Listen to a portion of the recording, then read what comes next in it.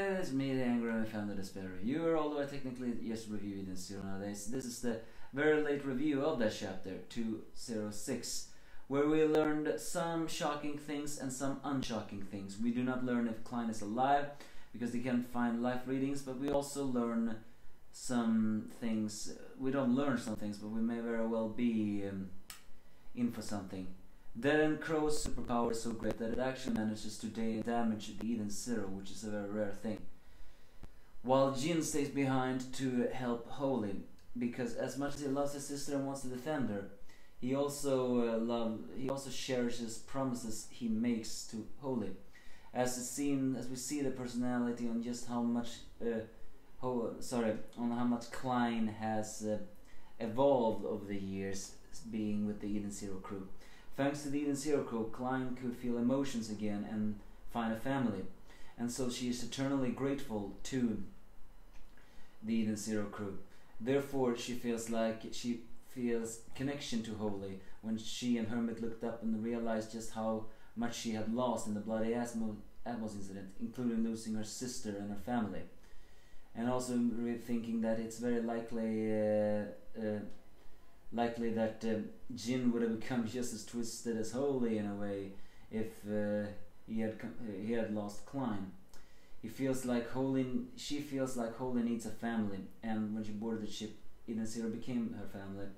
Well, I actually doubt it will become that way, and maybe it will become the end of becoming the mask. It does show that Klein has really gotten a kind heart, and also shows how far Jin has gotten. He honors his promises, especially the promises of his sister, but he also honors the family of Eden Zero. So while some might say that it's a little bit naive thinking that Holy can really become a member of the Eden Zero, it does show that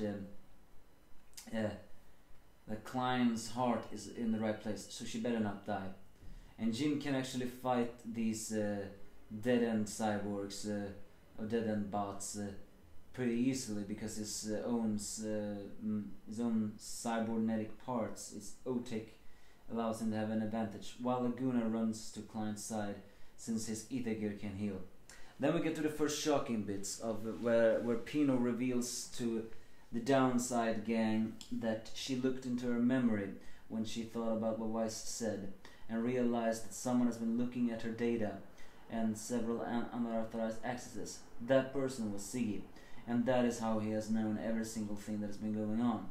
In other words, Pino was the traitor all along, the leak, and that is the reason why Siggy has always been such ahead of Shiki all this time, because he has been looking through Pino's eyes, seeing everything, learning everything, always having the advantage, and always bailing out when things go bad.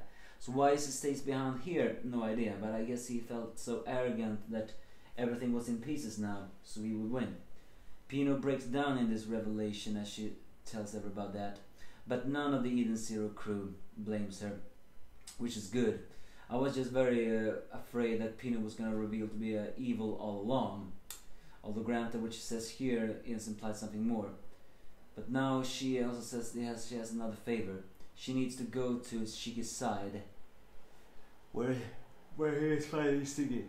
They think she wants to throw our lives away, but Pino corrects them by saying that is not what she wants. What she wants is to reveal something, or find something that is the key to defeating what she now calls Master Siggy. A key, a memory of some sort. A certain record that is the key of defeating Siggy. And by the way, Siggy dominates Shiki, which by the way I really despise. But then we get to the final part of this chapter, and let me tell you, that is actually the one part that is not shocking, because I actually saw this coming, and I think a lot of people did too. More the fact that Pino was the traitor, and that is that Holy thinks that she reaches the core of Dead End Crow, but in that seat of a stretching cable, who sits on that cable, then none other than Cure. AKA, it turns out that Cure has been in league with Dead End Crow and Siggy all along. And that is actually not a surprise, because the moment we discover that Siggy had a way to turn androids evil, the moment that a lot of androids joined Siggy because of his cause. The thing that has been going on, and the fact that we haven't seen anything of Cure's personality, has made a lot of people actually guess, wait, is it possible that Cure is also a mole? If you think about it, the Interstellar do need a mole, because otherwise Siggy wouldn't have an advantage over them either. And I mean, yeah, it turns out it's exactly like that. Although, who knows? A lot of theories going around though when this came up that maybe Crow and Cure are one and the same, and that's why he is here. You know, like he's the brain of Crow. I don't really know if I buy that. But whatever, if he's connected to Dead End Crow or not, this definitely confirms that he's the traitor. So we had a false traitor, someone who didn't know she was a leak and was never a traitor to begin with, was just an unexpected one. And then we have the expected one, the evil all along that has been hiding behind everything else because we just didn't know his personality. Doesn't it really explain how he was in space though, but maybe he wasn't. But this does also explain why he knew that Saint Fire Nox was captured by Siggy, because after all, he works with Siggy. So give me your thoughts if you have any.